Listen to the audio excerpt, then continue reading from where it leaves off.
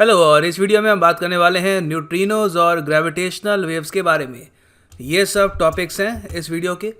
Neutrinos basically है क्या, neutrinos की इम्पोर्टेंस क्या है, जियो न्यूट्रिनो क्या है, आइस क्यूब क्या है, इंडियन न्यूट्रिनो ऑब्जर्वेटरी बेसिकली है क्या, gravitational waves, LIGO experiment, detection of gravitational waves, project LIGO India, ये सब क्या है हम डिस्कस करेंगे। तो स्टार्ट करते हैं न्यूट्रिनो से।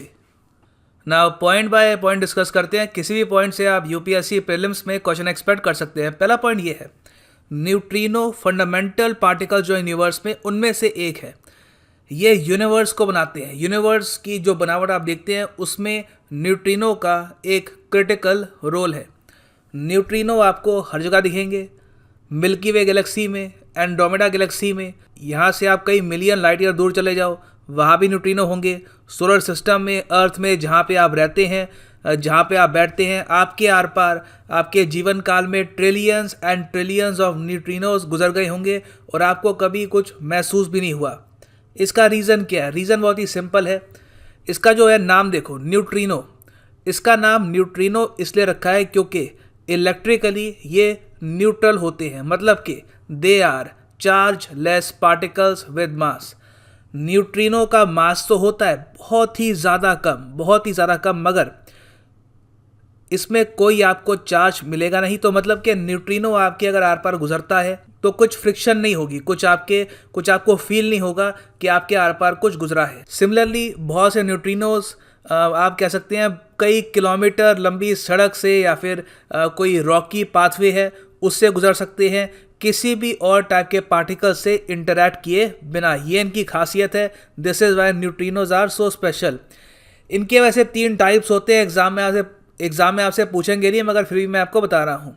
एक होता है इलेक्ट्रॉन न्यूट्रिनो, फिर मुऑन न्यूट्रिनो, फिर ताऊ न्यूट्रिनो। इनमें से एक हाइपोथेसाइज्ड फॉर्म भी होती है। हमें इसके बारे में जानकारी कम है, मगर हम मान के चलते हैं कि यूनिवर्स में ये भी एग्जिस्ट कर सकता है, स्टेराइल न्यूट्रिनो। नाउ न्यूट्रिनो बने कब थे? बिग बैंग थ्योरी का जो पूरा सीक्वेंस है वहाँ पे हम न्यूट्रिनो को कहाँ पर प्लेस करें? They were formed within the first second of the early universe. जब अर्ली यूनिवर्स था, जब बहुत ही ज़्यादा गर्मी थी, टेम्परेचर्स बहुत हाई थे, उसके पहले सेकंड में ही न्यूट्रिनो बन चुके थे। Even before atoms could form. Atom की जो फॉर्मेशन थी वो तो काफ़ी बाद में हुई थी, न्यूट्रिनो उससे पहले भी एग्जिस्ट करते आ रहे हैं। नाउ न्यूट्रिनोज का सोर्स क्या है? They are also continuously being produced in the nuclear reactions of stars। हमारे पूरे यूनिवर्स में बहुत से स्टार्स हैं। सन एक स्टार है, उसके अलावा सन से बड़े छोटे हर टाइप के स्टार्स हैं। ये जो स्टार्स हैं ये कॉन्स्टेंटली न्यूट्रिनोस एमिट करते रहते हैं। उसके अलावा मान लो कोई रेडियो एक्टिव एलिमेंट है इवन इन द यूनिवर्स, या हमारे प्लैनेट में कोई न्यूक्लियर रिएक्टर है, तो उससे भी न्यूट्रिनोस क्रिएट हो सकते हैं। तो हम यहाँ पर इस कंक्लूजन पे पहुँचते हैं कि न्यूट्रिनोज आर एवरीवेयर। न्यूट्रिनो हर जगह हैं और ये सबसे ज़्यादा एबंडेंट पार्टिकल है पूरे कॉस्मोस में, फोटॉन्स के बाद। अगर मैं आपसे पूछूं पूरे यूनिवर्स में सबसे ज़्यादा पार्टिकल कौन सा मिलेगा? फोटॉन। सेकंड नंबर पे न्यूट्रिनो। नाउ न्यूट्रिनोज हर जगह हैं, ये एग्जिस्ट करते हैं। इसके बारे में हमको बेसिक इन्फॉर्मेशन, पूरी तो नहीं, बेसिक इन्फॉर्मेशन आइंस्टाइन की जनरल थ्योरी ऑफ रिलेटिविटी से मिल गई थी कि बिल्कुल न्यूट्रिनो भी एग्जिस्ट कर सकते हैं। इनको डिस्कवर प्रॉपरली हमने डिटेक्ट तो 2015 में किया, 2015-16 के आसपास, मगर ये एग्जिस्ट कर सकते हैं थ्योरी में हमको काफ़ी पहले से पता था। आज के समय न्यूट्रिनो के बारे में और जानने के लिए, क्योंकि अभी भी देखो न्यूट्रिनो के बारे में हम सीख ही रहे हैं। कुछ ही साल पहले हमको पता लगा है कि न्यूट्रिनो का भी मास होता है। उससे पहले हम मानते थे कि न्यूट्रिनो मासलेस है। ठीक है, तो न्यूट्रिनो पर जो जानकारी है ये हर साल हर दशक इम्प्रूव हो रही है।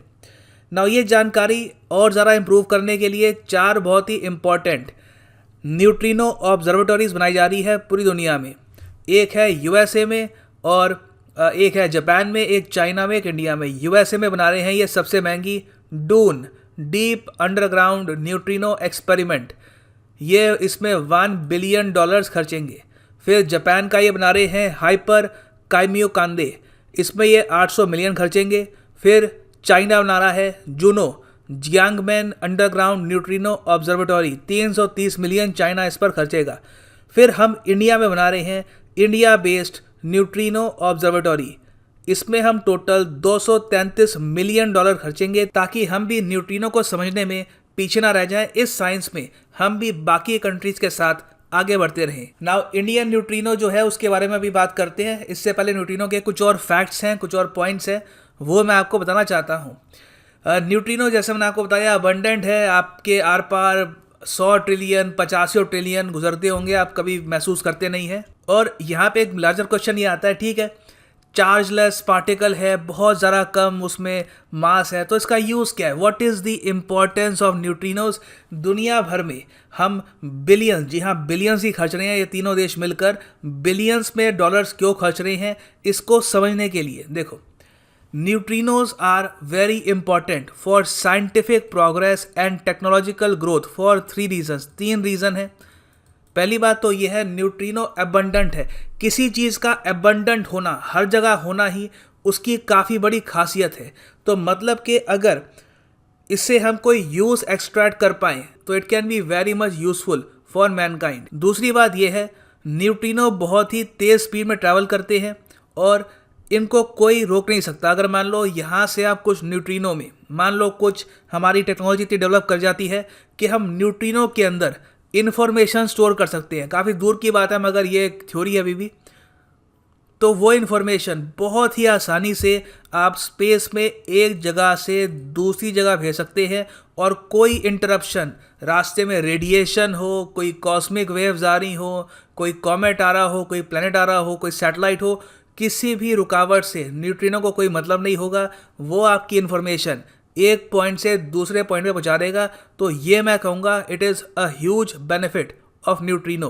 तो इसलिए माना जाता है कि कम्युनिकेशन सिस्टम्स यूज़ माइक्रोवेव्स। अभी के लिए जो हमारे मेन कम्युनिकेशन सिस्टम है फ़ोन, सेल फोन, उसमें हम क्या यूज़ कर रहे हैं? वेव्स यूज़ कर रहे हैं।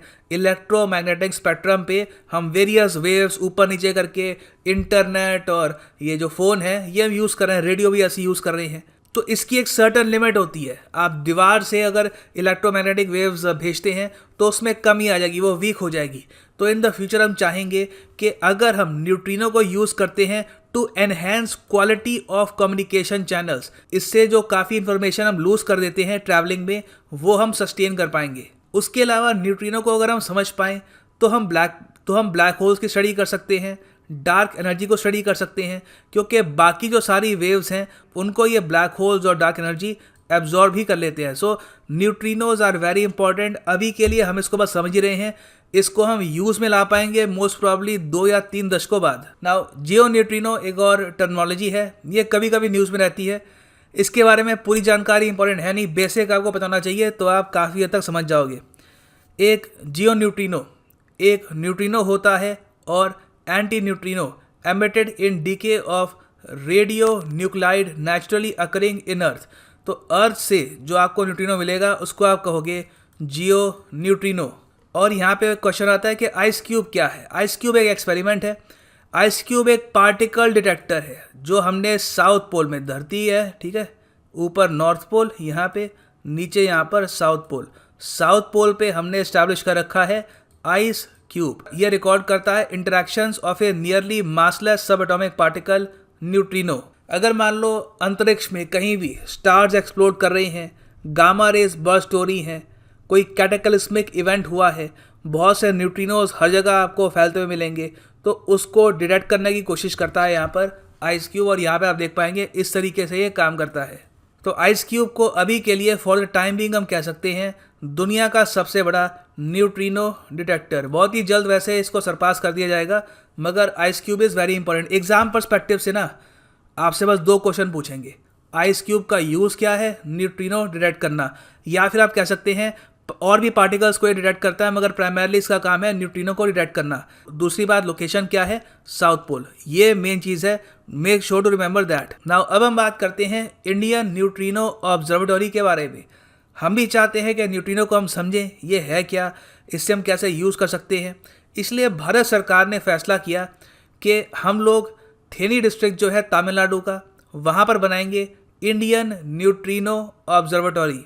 एक वर्ल्ड क्लास ऑब्जर्वेटरी होगी और ये मैं आपको दिखा देता हूँ। तो यहाँ पे आप देखोगे ये है Bodi west hill area of Theni district Tamil Nadu. ये सिर्फ 110 किलोमीटर दूर है मदुरई से। तो यहाँ पे जो पहाड़ है ना, इसके नीचे यहाँ पर हम ये ऑब्जर्वेटरी बनाएंगे और आइडिया ये है कि न्यूट्रिनोस ऊपर से सन से यहाँ से आएंगे और सीधा इस रॉक से गुजरकर यहाँ पर पहुँच जाएंगे। ना इतना नीचे बनाने की यहाँ पे क्या ज़रूरत पड़ी? वेल, हम चाहते हैं कि इस ऑब्जर्वेटरी में सिर्फ न्यूट्रिनो पहुँचे, बाकी सब जो पार्टिकल हैं वो ऊपर या फिर यहाँ पर बीच में कहीं ना कहीं अटक जाए। यहाँ तक जो हमको मिले वो प्योर न्यूट्रिनो मिले ताकि हम उसको स्टडी कर पाएँ। इसीलिए इसको हम यहाँ पे कार्व करके बीचों बीच बना रहे हैं। नाउ अब हम आगे बढ़ते हैं ग्रेविटेशनल वेव्स पे। ग्रेविटेशनल वेव्स क्या होती है?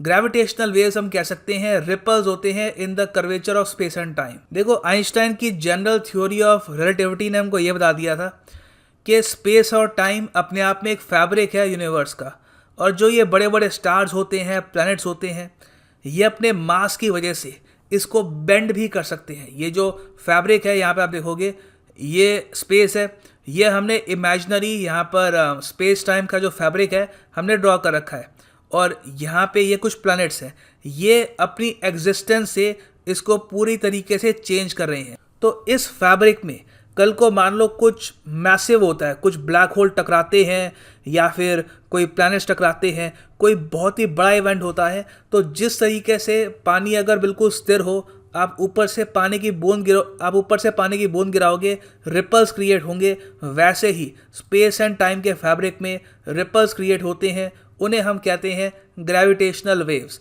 तो यहाँ पे आप देख पाओगे, दे आर जनरेटेड, दे मतलब gravitational waves, they are generated by accelerated massive objects moving with extreme acceleration and propagate as waves outwards from their source at the speed of light. ठीक है, जो मैंने आपको बताया यही इंग्लिश में मैंने आपको यहाँ पे क्लियर कर दिया है।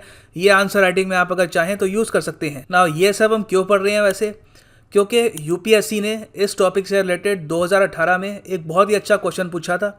चलिए इसको मिलकर अटैम्प्ट करते हैं।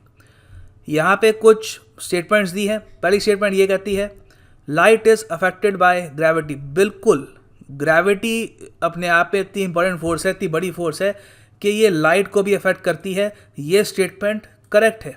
Second statement, universe constantly expand कर रहा है। बिग बैंग थ्योरी वाले में मैंने आपको बता दिया था, यूनिवर्स बिल्कुल एक्सपैंड कर रहा है। Matter warps around surrounding space time. बिल्कुल, मैंने आपको बताया वो वार्प कर देगा सराउंडिंग स्पेस टाइम को, जैसे कि यहाँ पे हो रखा है। तो ये स्टेटमेंट भी सही है। सो हमारा आंसर हो गया डी, 1, 2, 3 आर करेक्ट। नाउ यहाँ पे बताती है एल्बर्ट आइंस्टाइन की। एल्बर्ट आइंस्टाइन ने दुनिया को बताया था कि ग्रेविटेशनल वेव्स एग्जिस्ट करती हैं 1916 में, इनके जनरल थ्योरी ऑफ रिलेटिविटी में। इसमें इन्होंने बता दिया था कि बिल्कुल स्पेस और टाइम का एक फैब्रिक एग्जिस्ट करता है, और अगर मान लो यूनिवर्स में कोई बड़ी बॉडीज टकराती हैं तो ग्रेविटेशनल वेव्स बन सकती हैं। उसके बाद धीरे धीरे हमने यूनिवर्स को और स्टडी किया, इसके बारे में जाना। 1993 में एस्ट्रोफिजिसिस्ट रसल हल्स और जोसेफ टेलर ने रिसीव किया Nobel prize in physics for their 1974 discovery of a binary pair of neutron stars 21,000 light years away from earth. धीरे धीरे हमने रेडियो एमिशन से पिकअप करना स्टार्ट किया कि बिल्कुल अंतरिक्ष में जब मैसिव बॉडीज टकराती हैं तो कुछ ना कुछ इम्पैक्ट तो होता है। और फाइनली हमने 2015 में लीगो के जरिए ग्रेविटेशनल वेव्स को प्रॉपरली रजिस्टर किया, और अब हम जेन्युइनली कह सकते हैं विद प्रॉपर प्रूफ कि ग्रेविटेशनल वेव्स एग्जिस्ट करती हैं। अगर यहाँ से कई हज़ारों लाखों लाइट ईयर्स दूर भी दो बहुत ही बड़े स्टार्स टकराते हैं, उसका रिपल, उसका इम्पैक्ट आपको धरती तक महसूस होगा। ऑफ कोर्स हम ह्यूमन बीइंग्स महसूस नहीं कर पाएंगे, मगर लीगो इसको महसूस करता है। लीगो बाय द वे इसका मतलब है laser interferometer gravitational wave observatory. ये यूएस का एक प्रोजेक्ट है। इसके अंडर यूएस ने दो बहुत ही इंपॉर्टेंट ऑब्जर्वेटरीज बना रखी हैं धरती पर अपने देश में, और इनका काम बेसिकली यही है कि ग्रेविटेशनल वेव्स को ऑब्जर्व करना। एक है ये हैनफोर्ड वाशिंगटन में, दूसरी लिविंगस्टन लुइजियाना में। तो सबसे पहली ग्रेविटेशनल वेव्स हमने डिटेक्ट करी थी 15 सितंबर 2015 को, और इसको अनाउंस किया गया 11 फरवरी 2016 को। उसके बाद से लगातार कुछ भी इवेंट होता है दुनिया में या यूनिवर्स में, तो उसको हम यहाँ पर लीगो में ऑब्जर्व करते रहते हैं। इंडिया के लिए खास बात यह है कि बहुत ही जल्द ये जो लीगो ऑब्जर्वेटरी है ये इंडिया में भी बनेगी। ठीक है, project LIGO India. India USA ने इस पर एक एमओयू साइन किया था 2016 में, अप्रैल 2016 में, कि एक तीसरी लीगो ऑब्जर्वेटरी यूएसए के बाहर बनेगी इंडिया में। इसको रेगुलेट करेगा department of atomic energy and department of science and tech, और ये लीगो ऑब्जर्वेटरी बनेगी महाराष्ट्र में। माना जा रहा है कि 2022 तक ये तैयार हो जाएगी। इससे इंडिया भी कंट्रीब्यूट कर पाएगा in the field of observing gravitational waves. Total इसका बजट होगा 1260 करोड़ रुपए। तो दो हमने बता दिया कि लीगो ऑब्जर्वेटरीज हैं यूएस में, एक अभी इंडिया में बनेगी 2022-23 के आसपास। फिर जापान में भी एक ऑब्जर्वेटरी है, इसका नाम है कागरा। एक यूरोप में है जियो 600, एक और यूरोप में है वर्गो के नाम से। तो ये कुछ इंपॉर्टेंट ऑब्जर्वेटरीज हैं दुनिया भर में या बनने वाली हैं जो ग्रेविटेशनल वेव्स को ऑब्जर्व करेंगी। फिर हम यहाँ पे बात करते हैं लेज़र इंटरफेरोमीटर स्पेस एंटीना के बारे में। लीसा क्या है? LISA pathfinder, formerly small mission for advance research in technology. ये एक यूरोपियन स्पेस एजेंसी का स्पेसक्राफ्ट है जिसको लॉन्च किया गया था 2015 में। ये एक लार्जर प्रोजेक्ट का पार्ट है जिसके अंडर यूरोपियन स्पेस एजेंसी खुद का एक अलग से ग्रेविटेशनल वेव्स एंटीना इंस्टॉल करेगी। इसमें एक स्पेस का कंपोनेंट होगा लीसा और धरती पर ईलीसा। ये प्रोजेक्ट वैसे बनेगा काफ़ी लेट 2034 में, मगर न्यूज़ में था तो यूपीएससी ने इससे क्वेश्चन पूछ लिया 2017 में। चलिए मिलकर अटेम्प्ट करते हैं इसको। क्वेश्चन है यहाँ पे, what is the purpose of evolved laser interferometer space antenna project. जैसे मैंने आपको बताया, ग्रेविटेशनल वेव्स को डिटेक्ट करने के लिए ये यूरोपियन स्पेस एजेंसी बना रही है लीसा। सो यहाँ पे उम्मीद करता हूँ काफ़ी कुछ आपको क्लैरिटी मिली होगी और काफ़ी कुछ यहाँ पे आपने जाना होगा। This is the end of the video.